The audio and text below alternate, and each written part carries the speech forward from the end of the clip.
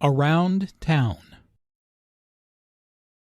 Catching up after class. Hey, how did your physics exam go? Not bad, thanks. I'm just glad it's over. How about you? How'd your presentation go? Oh, it went really well. Thanks for helping me with it. No problem.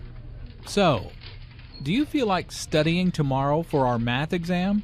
Yeah, sure. Come over around 10 o'clock after breakfast. All right. I'll bring my notes. Language notes. Hey is a friendly expression meaning hello. How did your physics exam go is a way of saying how was your physics exam. I'm just glad. Notice the stress on glad. Just is used for emphasis before an adjective here. How about you? Notice the intonation falls here because the speaker is going to follow it up with a detailed question. How'd your presentation?